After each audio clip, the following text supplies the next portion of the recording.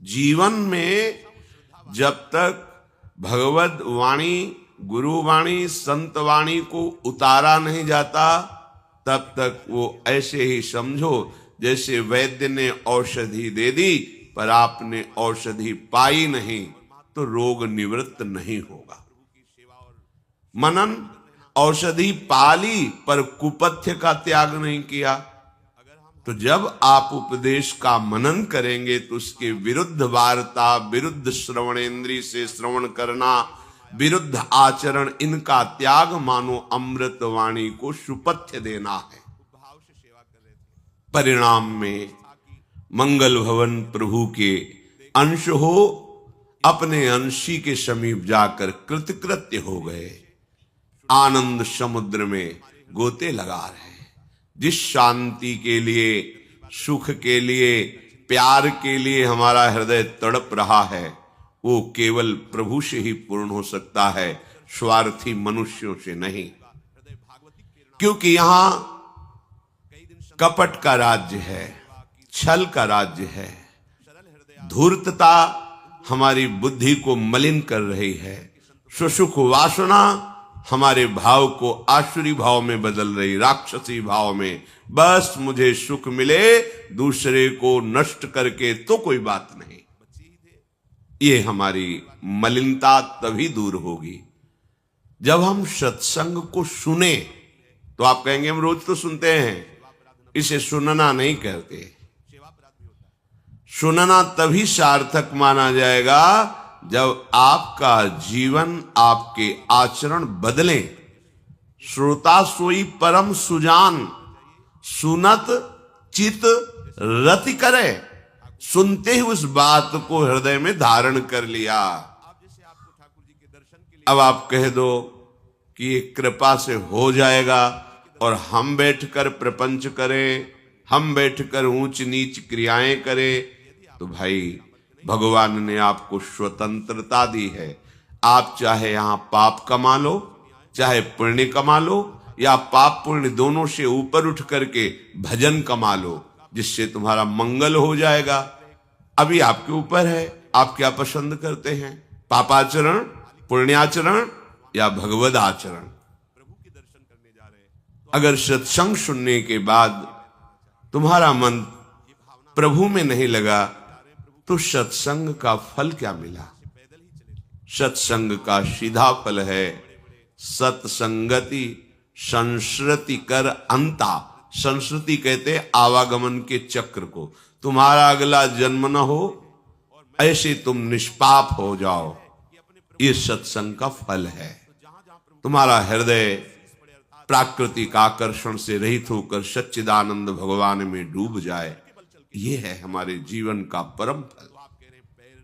अगर हम सावधान ना रहे तो जिस भाव से भावित रहेंगे वही हमारा अंतिम परिणाम होगा।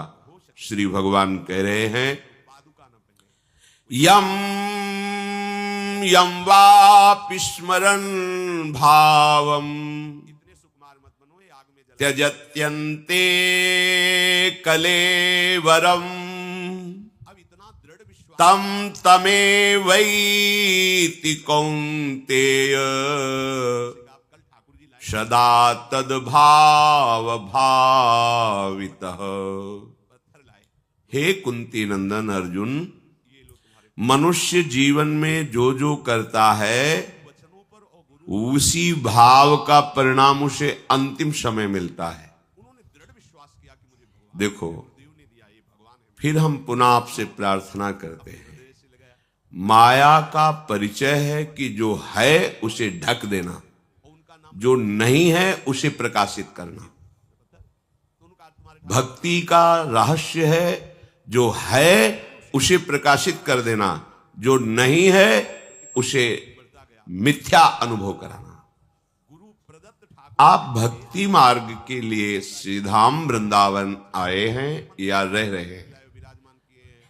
नैन अछत दिशत नहीं यह माया कर रूप। ये माया त्रिगुणात्मिका अपनी ऐसी भाव दर्शन दृष्टि से कराएगी कि आपको धाम में भी दोष दर्शन हो जाएगा। धामवासियों में आपको दोष दर्शन हो जाएगा। ये माया कराएगी।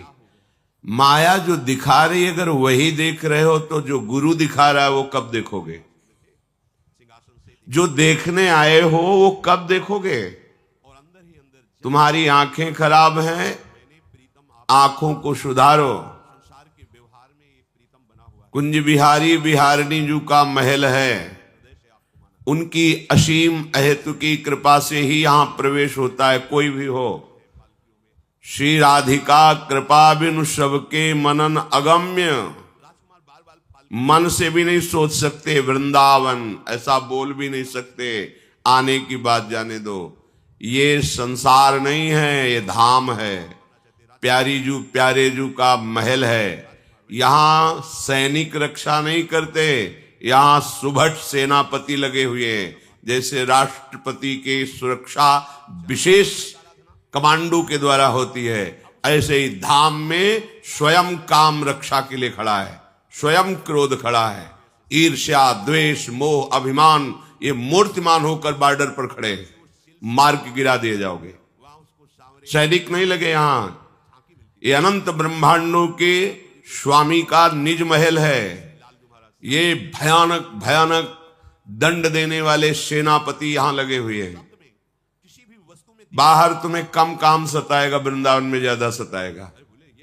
बाहर क्रोध भले कम आवे, यहां ज्यादा आ जाएगा। बाहर दोष दृष्टि कम होगी, यहां ज्यादा हो जाएगी। कब? जब अभिमान से प्रवेश करोगे, दैन्य होके प्रवेश करोगे, तो वृंदा देवी की दृष्टि तुम्हें प्यारी जू तक पहुंचा देगी। सावधान होकर सुनिए।